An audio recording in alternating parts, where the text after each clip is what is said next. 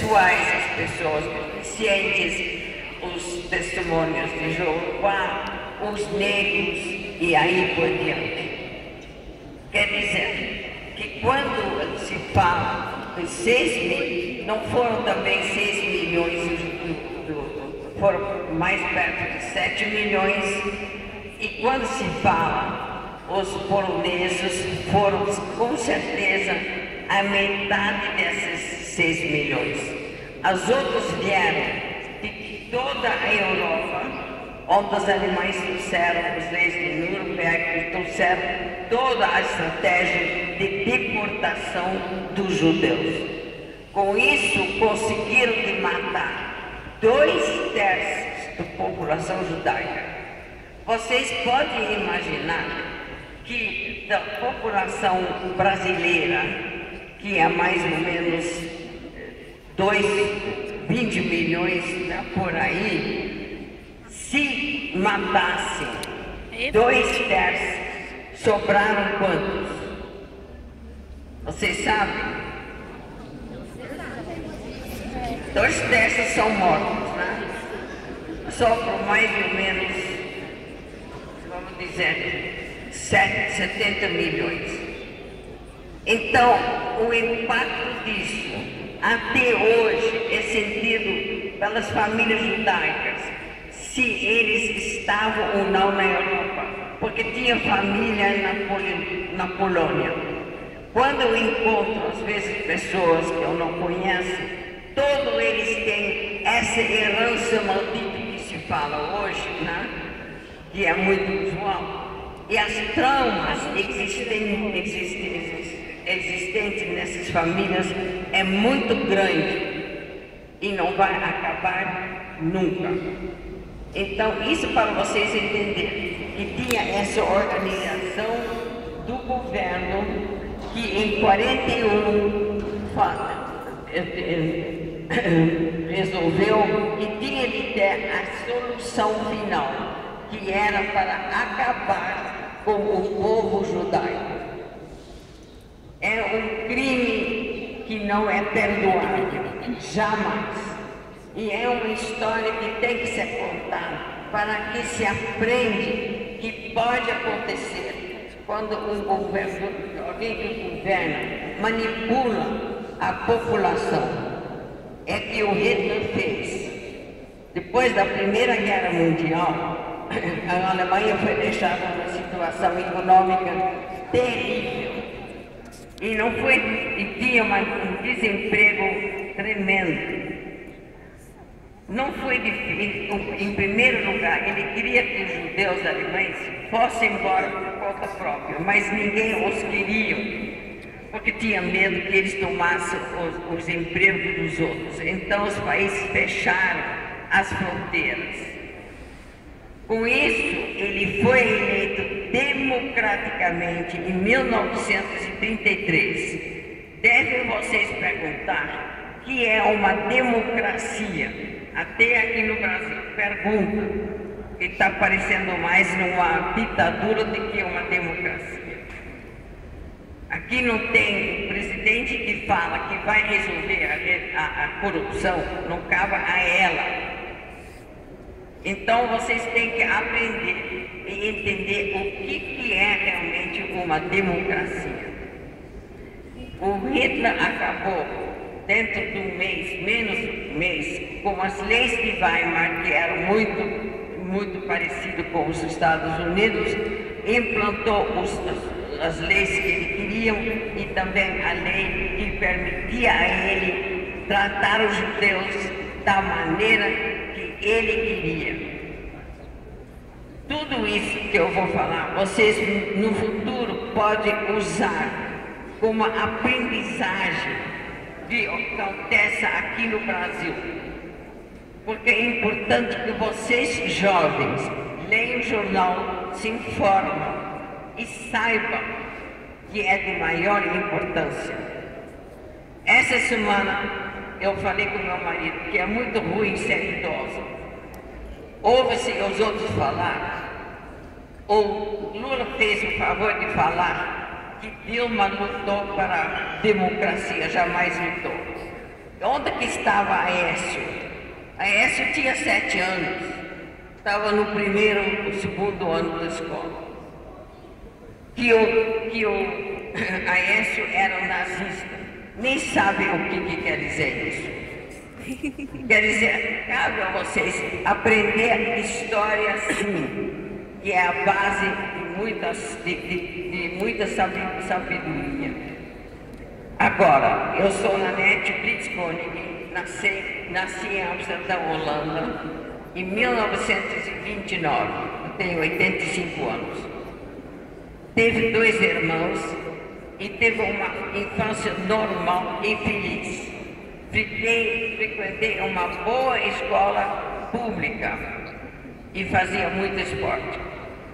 Tudo isso acabou quando as tropas alemães invadiram e ocuparam a Holanda em maio de 1940, sem nenhuma declaração de guerra, e 5 dias depois a Holanda capitulou, porque não tinha condição de se opor. Uma medida atrás da outra contra os judeus foi tomada transmitida através do Conselho Judaico à comunidade. Esse Conselho Judaico existia em todos os países ocupados, porque os alemães queriam que parecesse que os próprios judeus transmitissem essas normas. Esse conselho fez um papel muito polêmico que foi ainda discutido depois da guerra. Mas quem liderou, não tinha opção, alguém liderou esse conselho. As autoridades holandesas não opuseram as medidas que tiraram dos judeus o uso de bicicleta, que é uma das maiores formas de trânsito na Holanda, carros e transporte público, rádios precisavam ser entregues, foi proibido frequentar cinemas, parques, clubes de esporte. Lojas específicas para judeus eram somente abertas durante poucas horas durante a tarde. E essas lojas também logo mais fecharam porque os proprietários foram deportados. Tinha toque de recolher entre 20 horas da noite até 6 horas da manhã, que facilitou arrancar os judeus das suas casas. Vocês sabem que é toque de recolher devido das drogas. E vocês com certeza também têm horas que não é conveniente vocês sair de casa. É ou não é? É. Fomos obrigados a depositar todos os bens num banco confiscado dos próprios judeus. Além disso, fomos reconhecidos através de uma estrela amarela, como a palavra judeu, costurada bem visível na roupa. Já que os alemães alegaram que eles sabiam reconhecer a raça judaica que não existe, porque só existe a raça humana, não tem raças. Tem etnias, tem povos diferentes, mas raças não tem. Não tem raça negra. É um povo negro, mas não são raças. Essa estratégia de perseguição consistia em identificação, isolação, deportação e exterminação. Essa identificação foi através em março de 1941, nós tínhamos de se declarar, nós tínhamos de notificar a Conselho Judaica quantos avós judaicos que tínhamos. Imaginem vocês, eu já tinha então a lista dos judeus. Isso foi uma obrigação que foi de registrar e era, na verdade, a nossa condenação à morte. Em setembro de 1943, foi declarado, a Holanda foi declarada livre dos judeus. Por quê? Porque eles acharam, e era verdade, que já deportaram e mataram a maioria. Isso é a verdade. Mas a caça para achar os escondidos continuou firme. Nós fomos tirados da casa no fim de setembro de 1943 e levados para um campo de transição de Westerbork. De lá, semanalmente, saíam uma meta de judeus em vagões de gado para os campos de extermínio.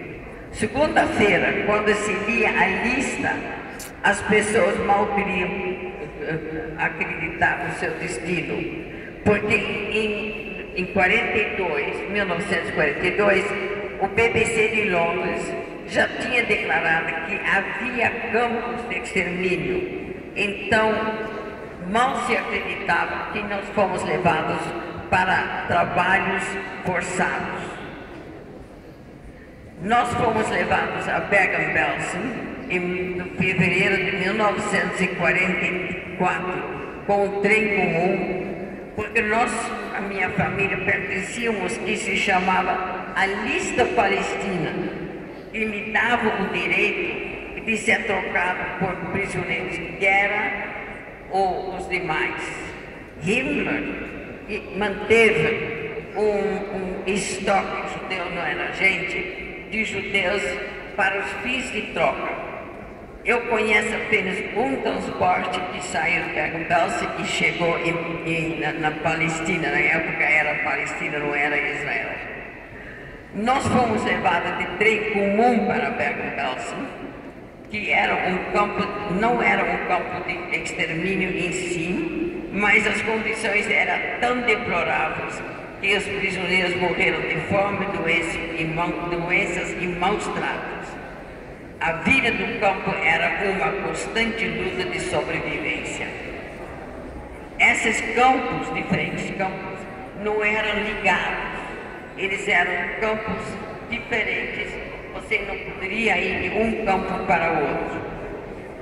Meu pai morreu em Bergen-Belsen em novembro de 1944, aos 47 anos. Em dezembro, no dia 4, foi deportado meu irmão para Oranienburg, que deve ter morrido no mesmo dia. Eu não sei como deve ter sido feito através de metralhadoras, não sei, nunca consegui obter informações. Minha mãe foi levada para Bender-Mandenburg, onde ela trabalhou numa fábrica de partes de avião. Numa fábrica que era localizada 700 metros abaixo do solo, onde as mulheres trabalharam em condições deploráveis.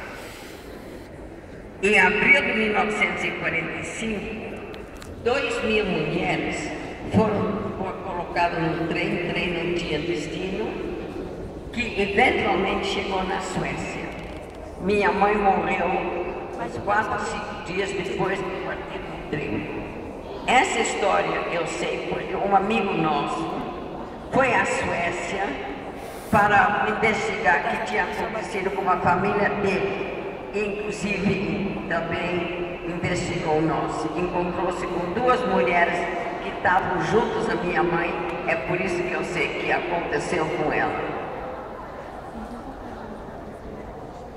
Eu fiquei, a partir de 5 de dezembro, era assim, uma vez que meu pai tinha morrido, acabou, vamos dizer, a nossos privilégios entraram. Porque ele, meu pai, era muito conhecido na vida bancária, internacionalmente. Então, interesse por nós acabar.